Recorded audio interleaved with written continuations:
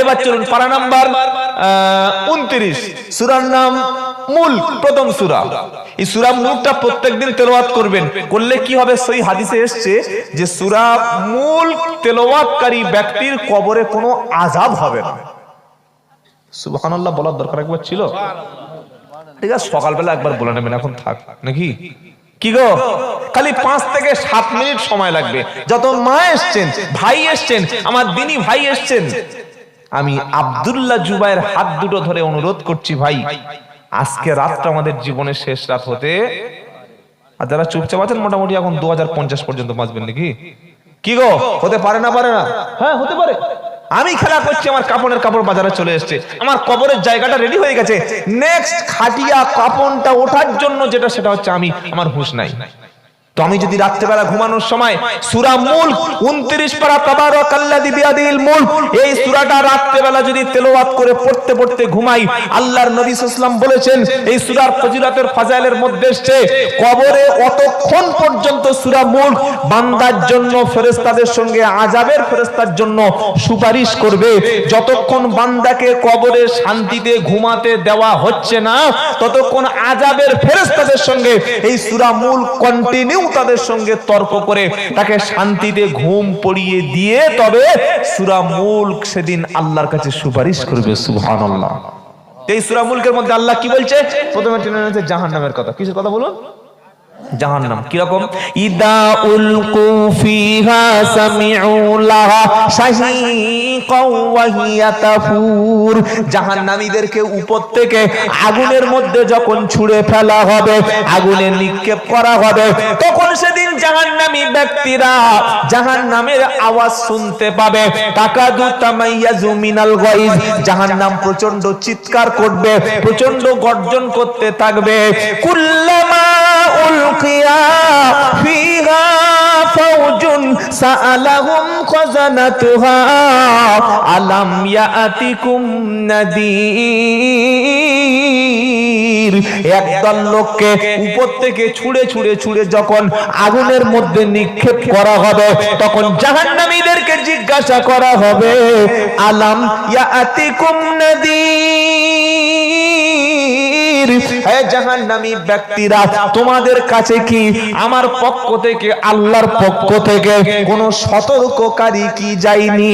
আবার জাহান্নামীরা বলবে, ক্বালু বালা কদ জাআনা নাযীর। জাহান্নামীরা বলবে, অফ কোর্স, হ্যাঁ অবশ্যই এসেছিল। মসজিদে 5 বার আজান হলো, ওলামারা জাহান্নামের কথা বলেছে, হারাম থেকে দূরে থাকতে বলেছে, অবৈধ নারীর সঙ্গে অবৈধ রিলেশন করতে মানা করেছে, মদের বোতল ধরতে মানা করেছে, সুদের মাল খেতে মানা করেছে, বাপ মাকে কষ্ট দিতে মানা করেছে, 5 ওয়াক্ত সালাত আদায় করতে বলেছে, শিরক করতে মানা করেছে, সবকিছু আমাদের বলেছিল। তখন আমরা অবশ্যই, আমাদের কাছে সতর্ককারী এসেছিল। জাহান্নামীরা আরো বলবে, ফাকাদাবনা ওয়া কুলনা মা নাযালাল্লাহু মিন শাইইন ইন আনতুম ইল্লা ফি দালালিন কবীর। জাহান্নামীরা বলবে, আমরা মনে করেছিলাম মিথ্যা, জান্নাত বলতে কিছু নাই, জাহান্নাম বলতে কিছু নাই, আল্লাহ এগুলো কিছুই নাজিল করে নাই, আমরা মিথ্যা মনে করে উড়িয়ে দিয়েছিলাম। জাহান্নামীরা আরো আফসোস করে বলবে, ওয়াকালু লাউ কুন্না নাসমাউ আও নাকিলু মা কুন্না ফি আসহাবিস সাঈর। জাহান্নামীরা আরো বলবে, যদি শুনতাম, বুদ্ধি খাটাতাম, শুনতাম এবং ভাবতাম। খালি শুনে গিয়ে শুয়ে পড়লে হবে না, কি গো? শুনতে হবে আর ভাবতে হবে যে কি বললেন উনি, কোরআনের মেসেজটা আমাদের কাছে কি দিচ্ছে উনি। শুনে নিলাম, যাওয়ার সময় বিড়ি টানতে টানতে চলে গেলাম, সিগারেট খেতে খেতে চলে গেলাম, হ্যাঁ খাবার খেতে খেতে চলে গেলাম, গিয়ে এমন শুয়ে পড়লাম, উঠলাম আগামীকাল সকাল 10টা। মানে ভালো জলসা হয়েছে কি গো? সারা রাতেই শুনলেন, ফজরের নামাজটাই কাজা, কোটি পৃথিবীতে প্রায় 200 কোটি মুসলমানের মধ্যে 2 থেকে 3 কোটি মুসলমান ফজরের নামাজ পড়ে। হ্যাঁ, আপনার এই মসজিদে কত লোক ফজরের নামাজে আসে? আর এলাকায় মুসলিম কত?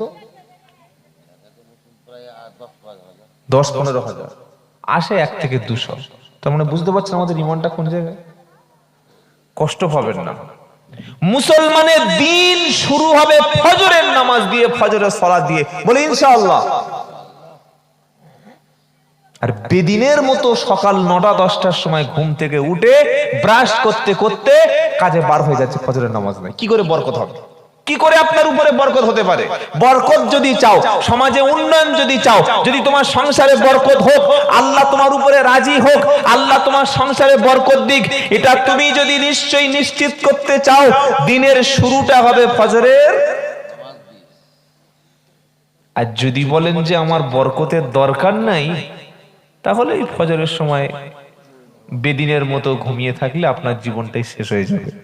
সেদিন জাহান্নামীরা বলবে, কি বলবে? ওয়াকালু লাউ কুন্না নাসমাউ, আহা, যদি আমরা শুনতাম, আও নাকিলু, আকল দিয়ে, বুদ্ধি দিয়ে, বিবেক দিয়ে, মেধা দিয়ে, চিন্তা দিয়ে ভাবতাম। তাহলে শুনলে হবে না, কি করতে হবে? ভাবতে হবে। মালিক একটা কুকুর পুষেছে, কুকুরকে প্রতিদিন মাংস খেতে দেয়।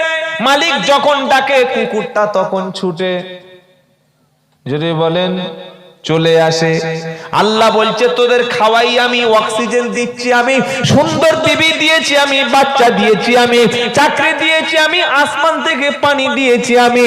আমি আল্লাহ তোদের দিনের বেলা 5 বার ডেকেছি, দিনে রাতে 1 ঘন্টা ফরজ সালাতের জন্য ডেকেছি। ফজর, জোহর, আসর, মাগরিব, ঈশা, এই 5 বার আসবি। 17 রাকাত ফরজ নামাজ যে আদায় করবে, জাহান্নামের আগুন কখনো তাকে স্পর্শ করবে না। এই 17 রাকাত ফরজ নামাজ পড়তে প্রায় 5 ঘন্টা লাগে, তাই তো নাকি? কতক্ষণ লাগে? ফজরে 2 রাকাত, জোহরে 4 রাকাত, আসরে 4 রাকাত, মাগরিবে 3 আর ঈশায় 4, টোটাল 17 রাকাত ফরজ সালাত। এটা মিনিমাম হয়তো আপনার 40 থেকে 50 1 ঘন্টার মধ্যে কমপ্লিট। এই 1 ঘন্টা নামাজের জন্য আপনি নিজেকে জাহান্নামের জন্য বানাচ্ছেন। ভাবুন, ভাবুন। আর মায়েদের জন্য জান্নাত তো খুব সহজ রাস্তা। 4টে কাজ, এটা হাদিসের কথা, গল্প না। ইজা সাল্লাত খামসাহা, 5 ওয়াক্ত ফরজ নামাজ, ওয়াসামাত শাহরাহা, রমজানের ফরজ রোজা, ওয়াতাত বালাহা, স্বামীর আনুগত্য, ও আহসানাত ফরজাহা, নিজের লজ্জাস্থান, নিজের ফরজ পর্দা, নামাজ, রোজা, স্বামীর খেদমত, ফরজ পর্দা। এই 4টি কাজ যে কোনো মেয়ে ছেলে যদি করে, মরণের সাথে সাথেই জান্নাতের সব দরজাগুলো আল্লাহ তার জন্য খুলে দেবেন। সুবহানাল্লাহ বিহামদিহি, সুবহানাল্লাহ। কি গো, এরপরে আপনি আল্লাহর দিন থেকে দূরে, এরপরে আপনি শরীয়তকে কঠিন মনে করে নিয়েছেন। আল্লাহ সেদিন বলবে, জাহান্নামীরা বলবে, যদি শুনতাম আর মানতাম, কি হতো না? ফাআতারাফু বিদামবিহিম ফাসফুকাল লিআসহাবিস সাঈর। অপরাধীরা সেদিন যখন চিহ্নিত হয়ে যাবে, পাপিষ্ঠ ব্যক্তিরা সেদিন যখন তাদের পাপটাকে স্বীকার করে নেবে, তারা থাকবে জাহান্নামের অধিবাসীদের সঙ্গে। এই কথাটা যখন শুনলো, তখন মানুষের মনটা খারাপ হয়ে গেল। সঙ্গে সঙ্গে আল্লাহ জান্নাতের সুসংবাদ দিয়ে মানুষের মনটাকে ঠান্ডা করে দিল। এবার আল্লাহ কি বলছেন? ইন্নাল্লাযীনা ইয়াখশাউনা রাব্বাহুম বিল গায়বি লাহুম মাগফিরাতু ওয়া আজরুন কবীর। আমার আল্লাহ পাক শোনাচ্ছে, ইন্নাল্লাযীনা, নিশ্চয়ই যারা, ইয়াখশাউনা রাব্বাহুম, আল্লাহকে না দেখে ভয় করে, ইন্নাল্লাযীনা ইয়াখশাউনা রাব্বাহুম বিল গায়বি, নিশ্চয়ই যারা আল্লাহকে না দেখে ভয় করে, লাহুম মাগফিরা, তাদের জন্য রয়েছে ক্ষমা, ও আজরুন কবীর, আল্লাহর পক্ষ থেকে রয়েছে মহান পুরস্কার। একটা ছেলে আর একটা মেয়ে ওই সন্ধ্যাবেলা একটা অন্ধকার জায়গায় গিয়ে গাছের তলায় দাঁড়িয়ে গল্প করছে, অবিবাহিত ছেলে আর অবিবাহিত মেয়ে। এটা অপরাধ না? অপরাধ না? অপরাধ হলেও কিন্তু কিছু বলা যাবে না। হ্যাঁ, বললে কিন্তু আপনার খবর আছে। অপরাধ করবে, আপনি খালি দেখবেন, কিচ্ছু বলতে পারবেন না। এর নাম হচ্ছে ডিজিটাল ইন্ডিয়া, ডিজিটাল যুগ। আর পরকীয়া আমাদের সমাজে বৈধ। পরকীয়া বোঝেন? বোঝেন না? পরের উপকার করা নাকি? কি গো? মানে আপনি যে কোনো বিবাহিতা মেয়েকে, যে কোনো স্ত্রীকে, তার সঙ্গে যত রকম রিলেশন আছে, যা আছে, অনৈতিক কাজকর্ম যদি দুজন সমর্থন করে, দুজন চায়, দুজনে অনুমতি দেয়, দুজন যদি নিজেরা নিজেদের উপরে বেছে নেয় যে হ্যাঁ এটাই আমরা ঠিক করছি, ভারতবর্ষের বর্তমান আইন যেটা রয়েছে, অপরাধ করে জেনা করলে একজনের স্ত্রী অপরজনের স্বামী দুজনে শারীরিক সম্পর্ক করলে, এর স্বামী যদি না মানা করে আর ওর স্ত্রী যদি না বাধা দেয়, এর স্ত্রী ওর স্বামী কোনো অসুবিধা। বুঝতে পারছেন কি? এটার নাম পরকীয়া। আর আপনার স্ত্রী যদি অনুমতি না দেয়, স্ত্রীর অনুমতি ছাড়া তার সঙ্গে শারীরিক মিলন করলে, এটা হচ্ছে বৈবাহিক ধর্ষণ। বাবা জানেন না এগুলো? যারা পড়াশোনা করেছেন, বৈবাহিক ধর্ষণ জানেন না? হ্যাঁ, অবাক হয়ে যাবে। একটা মেয়ে ছেলের মন চাইনি যে আজকে আমার শরীর খারাপ, কোনো কারণে আমার মন চাইনি, ভালো লাগে না, আমার মন চাচ্ছে না আমি আজকে ঘুমাবো, মন চাইছে আমি স্বামীর সঙ্গে কিছু, তার কাছেই যাব না। স্বামী যদি জোর করে হাত ধরে, জোর করে যদি একটু কাছে এসে একটু প্রেম বিনিময় করে, তারপরের দিন স্ত্রীটা সকালে ঘুম থেকে উঠে, আপনাদের কোন থানা? মালদা। মালদা পুলিশ স্টেশনে গিয়ে বলছে, স্যার বললে কি? বললে আমার স্বামীর নাম হচ্ছে আবু সিদ্দিক, আমার নাম হচ্ছে লায়লা মজনু, আমার স্বামী গত রাতে আমাকে ধর্ষণ করেছে। স্যার বলছে লেখো আবু সিদ্দিক একটা ধর্ষণ কেস, স্ত্রীর নাম লায়লা মজনু। আচ্ছা, স্বামী স্ত্রী কোনোদিন ধর্ষণ করে? আরে বলছেন না কেন? হ্যাঁ, সেটা আইন তো চলে এসছে। স্ত্রীর অনুমতি ছাড়া যদি স্ত্রীর সঙ্গে মিলন করে, চাপ সৃষ্টি করে, প্রেসার ক্রিয়েট করে তার সঙ্গে শারীরিক মিলন করে, এটা হচ্ছে বৈবাহিক ধর্ষণ। আর স্ত্রী, যেটা এবার আমি বলছি, স্ত্রী যদি স্বামীর উপরে চাপ সৃষ্টি করে মার্কেটিং করিয়ে নেয়, তাহলে তো ডাকাতি হয়ে গেল। কি ডাকাতি হলো না? হ্যাঁ, আইন চিন্তা করেন। পরকীয়াকে বৈধ করে দেয়া হলো, জেনা ব্যভিচার এখন বৈধ করে দেয়া হয়েছে। কিন্তু আপনার স্ত্রীর সঙ্গে আপনি কিছু করলে সেটা বৈবাহিক ধর্ষণ, এর নাম সমাজ ব্যবস্থা। তো আল্লাহ পাক বলছেন, নিশ্চয়ই যারা আল্লাহকে না দেখে ভয় করে, এই ছেলেটা মেয়েটা দুজনে গল্প করছে, হঠাৎ দেখতে পেলো তার বাবা আসছে, বাপ আসছে, ছেলেটা ছেলেটার মধ্যে চলে গেল, মেয়েটা মেয়েটার মধ্যে চলে গেল। কার ভয় এটা করলো? কার ভয় করলো? বাবার ভয়। একটা দোকানে সিসি ক্যামেরা আছে, সেখান থেকে মাল চুরি করা যাবে না, আরেকটা দোকানে সিসি ক্যামেরা নাই, মাল চুরি করে নিলাম। আল্লাহর ভয় হলো?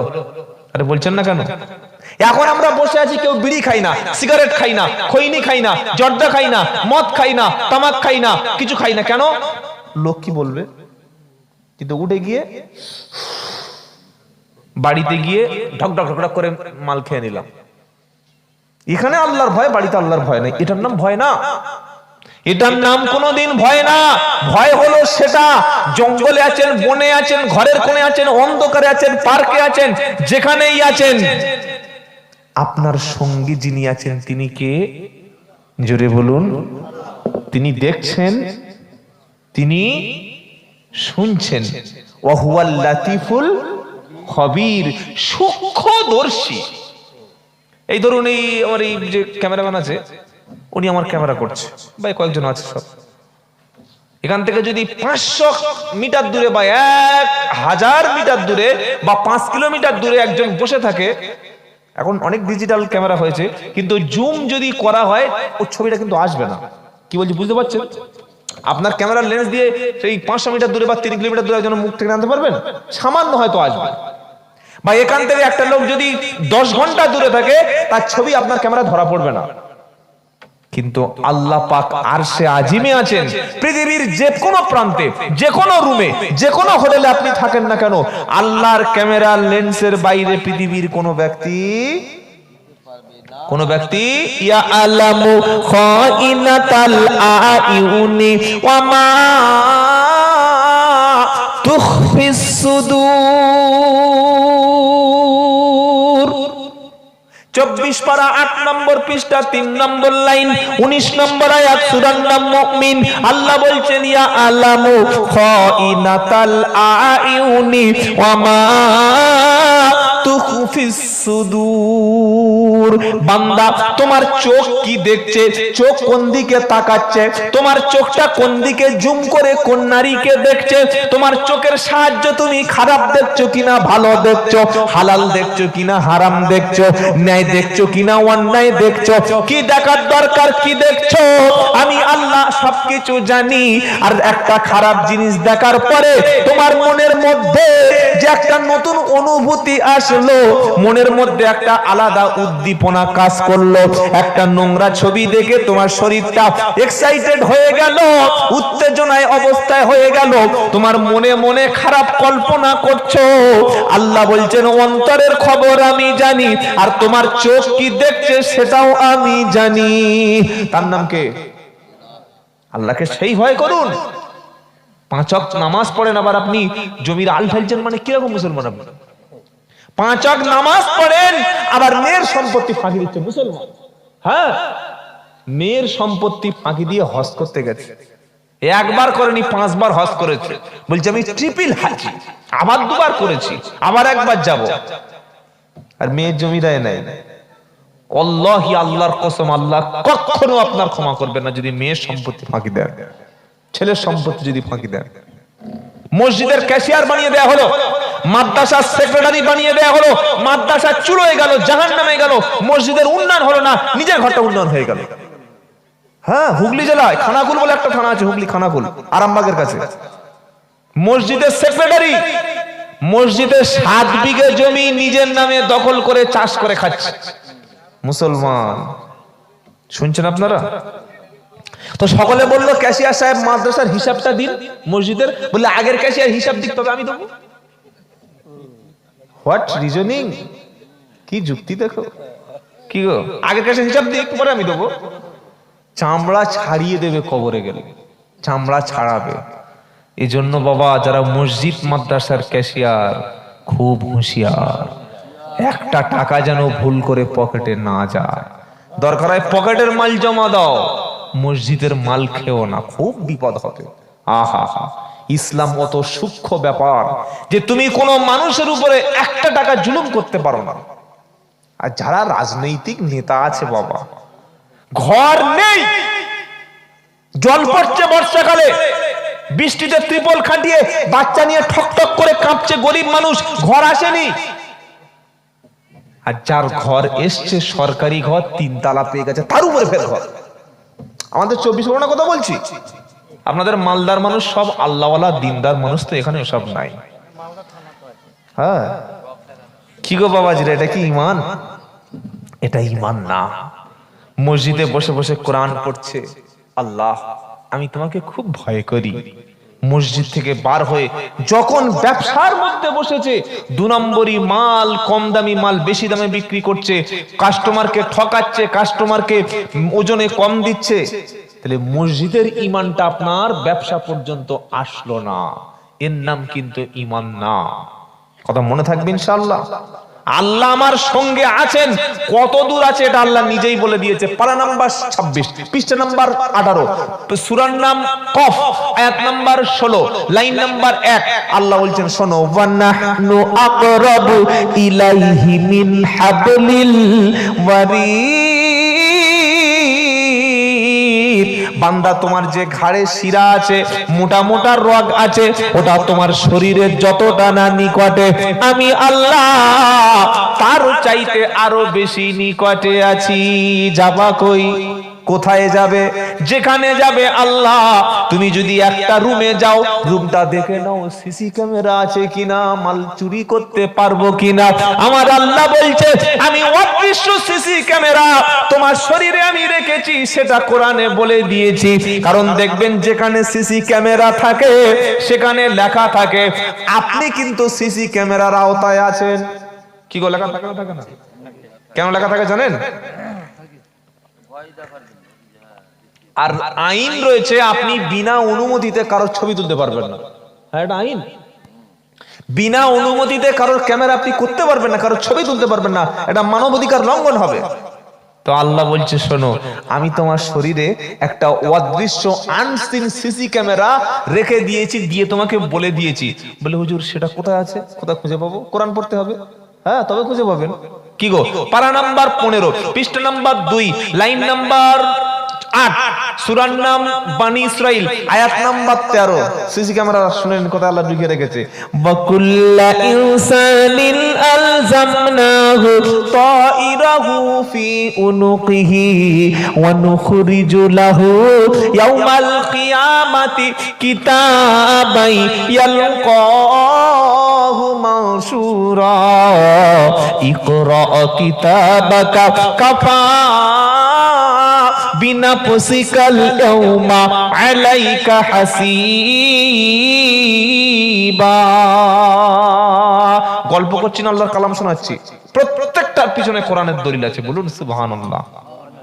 আল্লাহ বলছেন হিন্দু, খ্রিস্টান, জৈন, শিখ, ডাক্তার, মাস্টার, পকেট মার, চোর, ডাকাত, গুন্ডা, আলেম, মৌলানা, মুফতি সাহেব, কাজী সাহেব, ফকির সাহেব, ডাকাত সাহেব, চোর সাহেব, পৃথিবীতে যত মানুষ আছে প্রত্যেকের গলদেশে গলায় আমি আল্লাহ অদৃশ্য একটা এমন বস্তু রেখেছি যেটা তার সবকিছু রেকর্ড করা হচ্ছে। যেদিন কিয়ামত শুরু হবে তার সামনে অডিও এবং ভিডিও ছবি সহকারে বলবে বান্দা দেখো তুমি নামাজ পড়েছিলে, ফজরের নামাজ পড়ে মসজিদ থেকে বার হচ্ছিলে, দিনটি ছিল শুক্রবার, টাইম ডেট সবকিছু দেখে নাও, জোহর আসর মাগরিব নামাজটা দেখে নাও, আবার তুমি রমজানের রোজা করেছো সেটাও মিলিয়ে নাও, তুমি জলসায় 25,000, 50,000, 60,000 টাকা দান করেছো সবগুলো মিলিয়ে নাও, তুমি কোরআন তেলাওয়াত করেছো, তুমি দান সদকা করেছো, তুমি গরিব মানুষকে খাইয়েছো, মানুষকে সহযোগিতা করেছো, সবগুলো দেখে নাও। এগুলি দেখানো হবে। আবার অপরাধগুলো অন্ধকারে করেছে, গোপনে করেছে, এমন অপরাধ করেছে বিবি জানে না, বাচ্চা জানে না, পৃথিবীর কোনো মানুষ জানে না। বান্দা মনে করছে আল্লাহ বোধহয় বুঝতে পারে নাই। আল্লাহ বলবে দেখো নিজে পড়ো এবং মিলিয়ে দেখে নাও। হিসাবটা একটা একটা করে ছবি, বিড়ি খাওয়ার ছবি, মদ খাওয়ার ছবি, জেনা করার ছবি, গুনাহ করার ছবি, অন্যায় করার ছবি, জুলুম করার ছবি, অডিও এবং ভিডিও যখন বান্দার সামনে পেশ করা হবে, বড় বড় অপরাধগুলো দেখে বান্দা সেদিন ভীত সন্ত্রস্ত হবে, আর ছোট ছোট অপরাধ দেখে বান্দা সেদিন আফসোস করবে। পারা নাম্বার 16, পৃষ্ঠা নাম্বার 14, লাইন নাম্বার 4, আয়াত নাম্বার 49, সূরার নাম সূরা কাহাফ। কোরআন শোনাচ্ছে ওয়া উদিআল কিতাবু ফাতারাল মুজরিমিনা মুশফিকিনা মিম্মা ফিহি ইয়াকুলুনা ইয়া লাইতানা ইয়াকুলুনা, বান্দা আফসোস করে বলবে লা ইউগাদিরু সগীরাতাও ওয়ালা কাবীরাতান ইল্লা আহসাহা। বান্দার সামনে যখন তার কাজের খতিয়ানটা, হিসাবটা, আমলনামাটা, তার ভিডিও ক্যাসেটটা, তার মেমোরিটা, তার র‍্যামটা, তার চিপসটা বান্দার হাতে যখন দেওয়া হবে তখন বান্দা ভয়ে ভয়ে বড় বড় অপরাধ দেখতে পাবে। ছোট ছোট অপরাধগুলি যখন ধরা পড়ে যাবে বান্দা বলবে মালি হাদাল কিতাব, কি আফসোস, কি ধরনের আমলনামা, কি ধরনের হিসাব দেয়া হলো। লা ইউগাদিরু সগীরাতাও ওয়ালা কাবীরা, বড় গোনা ছোট গোনা সবগুলো আজকে ধরা পড়েছে, একটাও সিসি ক্যামেরায় বাদ গেল না। আল্লাহকে বোকা পেয়েছেন নাকি? কি মনে করছেন? মুসলমান আল্লাহকে ভয় করুন। যেখানে আপনি যাবেন আল্লাহ আপনার কাছেই, আল্লাহর দৃষ্টি থেকে আপনি চোখ ফেরাতে পারবেন না। আল্লাহ শুনছেন, আল্লাহ দেখছেন, এই ঈমান আপনার তৈরি করতে হবে। এই বিশ্বাস যখন কোনো আপনি ধরুন কারোর বাড়ি কাজ করতে গেছেন, মিস্ত্রি ওই দেয়াল গাঁথছেন, বাড়িওয়ালা আপনার সামনে এরকম চুপচাপ দাঁড়িয়ে আছে, ভাঙিয়ে দিতে পারবেন? আরে বলছেন না কেন? না, এই কাজ কর, বাড়িওয়ালা দাঁড়িয়ে আছে। আর যেই চলে গেল ওই সমস্ত কিছু রেখে বসে বসে বসে বসে গল্প করছে। আবার যেই এসছে লাভ দিয়ে উঠে কাজ করছে 5G গতিতে। মালিক সামনে থাকলে কাজের গতিটা বেড়ে যায়। জমি চাষ করাচ্ছে 10 বিঘা জমি, আপনাদের কাছে কি চাষ, ধান বেশি চাষ না কম টম চাষ হয়? ধান, সবজি সব চাষ হয়। তো মালিক বলছে 5টা জন নিয়েছে, আপনার জন বলেন তো 5 জনকে নিয়ে কাজ করাচ্ছে, মালিক চুপচাপ দাঁড়িয়ে আছে জমির উপরে বসে, আলের উপর বসে আছে।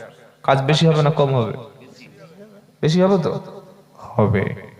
আপনার বাপ আপনার ঘাড়ের কাছে, মাথার কাছে চুপচাপ বাপ দাঁড়িয়ে আছে, আপনি খারাপ কাজ করতে পারবেন বাবার সামনে? ফোনে একটা নোংরা ছবি অন্ধকারে বসে বসে দেখছেন, একটা মেয়ের সঙ্গে চ্যাট করছেন, ফোনের মধ্যে অশ্লীল গান শুনছেন, বাপের সামনে, মায়ের সামনে, মুরব্বীদের সামনে করতে পারবেন?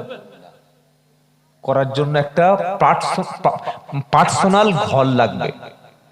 কি গো, আপনার ছেলে বয়স হয়ে গেছে, দ্রুত বিয়ে দিন। আপনার মেয়ে উপযুক্ত হয়ে গেছে, বিয়ে দিন। তা না করে গ্রাজুয়েশন কমপ্লিট করেছে, এমএ কমপ্লিট করেছে, এমএসসি কমপ্লিট করেছে, বিকম কমপ্লিট করেছে, এমকম করেছে, বিটেক এমটেক করে একদম পুরো একদম তরুণীটা পুরো একদম বয়সপ্রাপ্ত হয়ে গেছে, তারপরেও মেয়ের বাপ ছেলে খুঁজছে, বলছে আমার চাকরিওয়ালা মাল চাই। কি ছেলে চাইছে? এখন আর চাকরিওয়ালা আছে নাকি? কোথায় চাকরি আছে আপনার? একদম খুব ভেরি রেয়ার, খুঁজেই পাওয়া যাবে না। তো চাকরিওয়ালা জামাই খুঁজতে খুঁজতে মেয়ের বয়স তখন 23 থেকে 24 হয়ে গেছে, মেয়ের চোখের তলায় কালো দাগ পড়ে গেছে। এবারটা জামাই পেয়েছে চাকরিওয়ালা। জামাইটার বয়স কত হতে পারে মোটামুটি? 35, 45-এর কাকু, 45-এর কাকু। তখন মেয়েটা তার স্বামীকে শ্বশুর বলবে না স্বামী বলবে বুঝতে পারছেন কি? বিয়ে করতে এসছে, সব গোপগুলো ব্ল্যাক কালার করা, আর 1 সপ্তাহ পরে মালটা দেখি সব সাদা পার হয়ে গেছে। কি বুঝলেন? এটা হচ্ছে ধোঁকা। তাই চুল কালার করবেন না, হারাম, জায়েজ না। এই যে যারা ব্ল্যাক করে, সুপার ভ্যাসমল বলেন, যা কিছু দিয়ে, এই যখন ঢুকলো সেলুনে একদম দাদু ঢুকলো, আর বার হচ্ছে পুরো কাকু, একদম কাঁচা বয়স, চুল কালো, গোঁফ কালো, এসবগুলো কালো। এটা হচ্ছে ধোঁকা। অনুরোধ করে বলছি, আপনার মেয়ে, আপনার ছেলে রাত 10টার পরে যখন বিছানায় ঘুমাতে যাবে, আমার নিজের ছেলে মেয়েদের সম্পর্কে আমি বলছি, বলা আছে, তারা অবশ্যই যেন স্মার্টফোন আমার ড্রয়ারে, আমার অফিসে, আমার রুমে, আমার লাইব্রেরিতে যেন জমা দিয়ে তবে ঘুমায়। আপনি কেন বলতে পারছেন না? একটা যুবক উপযুক্ত ছেলে স্মার্টফোন নিয়ে রাত্রেবেলা রাত কাটানো, একটা উপযুক্ত মেয়ে বয়সপ্রাপ্ত হয়ে যাওয়ার পরে বিয়ে ছাড়া, স্বামী ছাড়া স্মার্টফোনে অনলাইনে রাত কাটানো, মানে ওই মেয়ের চরিত্র যে কত নিকৃষ্ট হতে পারে আপনি বুঝতে পারবেন না। সারা রাত খালি ছেলেরা সালাম দিচ্ছে মেসেঞ্জারে, আসসালামু আলাইকুম, আসসালামু আলাইকুম, আসসালামু আলাইকুম। এত সালাম একটা মেয়ে পাচ্ছে, ইমাম সাহেব অত সালাম পায় না। জিনা, এর নাম হচ্ছে জিনা। কিয়ামতের পূর্বে নবী বলেছেন জিনা ব্যভিচার বেড়ে যাবে। খালি শরীরকে মিলিয়ে দিলে জিনা হয়? ফোনে কথা বলা, নারীকে উত্ত্যক্ত করা জিনা। চরিত্র আজকের আমাদের ছেলে মেয়েদের ধ্বংস করে দেওয়ার জন্য সরকার বিনামূল্যে সব দেবে, কিন্তু শিক্ষা দেবে না। স্মার্টফোন দিচ্ছে, নাও, চালিয়ে যাও, চালিয়ে যাও, চালিয়ে যাও। কি গো, আপনার স্কুল থেকে জামা দিচ্ছে, বই দিচ্ছে, জুতো দিচ্ছে, মিড ডে মিল দিচ্ছে, আপনার কন্যাশ্রী, যুবশ্রী, মাসে মাসে বেকারশ্রী, না কি বলে ওটা, ঐক্যশ্রী, সব দেবে, কিন্তু শিক্ষা দেবে না, আপনাকে ধ্বংস করবে। তাই আপনি বাপ হিসাবে, মা হিসাবে আপনার সন্তানের দায়িত্ব নিতে হবে নববরণ ইনশাআল্লাহ। কি করতে হবে? বাচ্চাকে প্রথমে যেটা দিতে হবে, আমার আগে মনে হয় ওই জমিতুল উলামা সাহেব, উলামা যিনি কথা বলছিলেন, উনি বলে গেছে এই বিষয়ে, আমি শুনছিলাম, তো এসেছি তখন প্রায় 9টা। কোরআন শিক্ষার ব্যাপারে বলছিল না? হ্যাঁ, প্রত্যেকটা বাচ্চাকে আপনারা এই মসজিদের জন্য 50 দিয়েছেন একজন ভাই, 25 দিয়েছেন, 10 দিয়েছেন, আলহামদুলিল্লাহ, আমি খুব খুশি। আমি দোয়া করি প্রত্যেকের দানকে কবুল করুক। বিশ্বাস করুন, মসজিদে টাইলস বসিয়ে, মসজিদে এসি লাগিয়ে, মসজিদে সুন্দর ডেকোরেটরস করে 15 লাখ 16 লাখ টাকা মিনার করে মহল্লার কোনো উন্নতি হবে না। যখন মহল্লার প্রত্যেকটি বাচ্চা কোরআন শিখবে, প্রত্যেকটি মেয়ে দ্বীন শিখবে, প্রত্যেকটি মুসলমান কোরআন পড়তে পারবে, নবীর সহিহ হাদিসগুলো বুঝতে পারবে, নবীর জীবনীগুলো বুঝতে পারবে, ইসলামের মিনিমাম কনসেপশন তার মধ্যে আসবে, তবে তার মধ্যে পরিবর্তন হবে। কি লাভ আছে মসজিদে টাইলস করে, কি লাভ আছে মসজিদে রং করে, যদি মসজিদ মহল্লার মধ্যে জুয়ার আড়ত বসে, মসজিদ মহল্লার মধ্যে মায়েদের মধ্যে যদি ওই যে বন্ধন মহিলা সমিতির যদি সুদ ঢুকে থাকে, কি লাভ আছে মসজিদে এসি বসিয়ে যদি মসজিদ মহল্লার ছেলেগুলো কোরআন না জানে মূর্খ থাকে, ওই টাইলস ওই মসজিদের এসি বিক্রি করে যোগ্য ইমাম, একজন ইমাম দিয়ে যদি না হয় আরো 5 জন আলেম রাখুন, রেখে প্রত্যেকটি বাচ্চাকে সকাল বিকাল সন্ধ্যার পরে প্রত্যেকটি বাচ্চাকে মক্তব সিস্টেম চালু করে প্রতিদিন সকাল বিকাল আপনার মহল্লার মধ্যে আপনার এলাকার মধ্যে একটা বাচ্চা যেন দিন ইসলাম কোরআন শিক্ষা দিনের বেসিক শিক্ষা থেকে যেন মাহরুম যেন বঞ্চিত না হয়। যদি হয়ে যায় আপনি মসজিদ করে কোনো লাভ হবে না। এই মসজিদ স্পেনের মসজিদের মতো খ্রিস্টানরা তারা গির্জা বানাবে, হিন্দুরা তারা মন্দির বানাবেই বানাবে, এই মসজিদ অবশ্যই বানাবে, আর বানানোর জন্য সে আইন নিয়ে চলে এসছে। হ্যাঁ বানাবেই। আর এর জন্য দায়ী হচ্ছে একদল গদ্দার মুনাফিক মুসলমান। কদিন আগে আপনারা শুনেছেন নিশ্চয়ই, যারা একটু পেপার পত্রিকা পড়েন, ওই যে আজমিরে খাজা মহিউদ্দিন চিশতি আছে না, আল্লাহওয়ালা একজন মানুষ ছিলেন, তার অনেক মেহনত ছিল বিশেষ করে দাওয়াতের ব্যাপারে। ওই আজমিরের মাজারে তো শিরক হচ্ছে, ঈমান নষ্ট হচ্ছে। মাজারের যারা ওই মানে মুতাল্লি যারা, যখন ওয়াকাফ বোর্ডের জেপিসি যে আপনার তদন্ত সংস্থা যে কতটা সম্পত্তি এই এলাকায় আছে সার্ভে করতে যায়, তখন ওয়াকাফ সম্পত্তি যারা সার্ভে করছিল, আজমিরের মাজারের রক্ষক যারা, তারা এই বিলকে সমর্থন করেছিল। আপনারা পত্রিকা দেখেছেন নিশ্চয়ই, তখন সমর্থন করেছিল, বলে না হোক অসুবিধা নাই। আর যখন ওদের মাজারের মধ্যে যখন বললো শিবলিঙ্গ আছে, এইবার তখন সব ঘুম হারাম হয়ে গেছে। হ্যাঁ, শুনেন নাই? যত শিবের লিঙ্গ সব মসজিদের মধ্যে লিঙ্গ আছে। কত লিঙ্গ আছে আল্লাহই জানে। কি বুঝলেন? সব মসজিদের তলায় খালি লিঙ্গ বার হচ্ছে।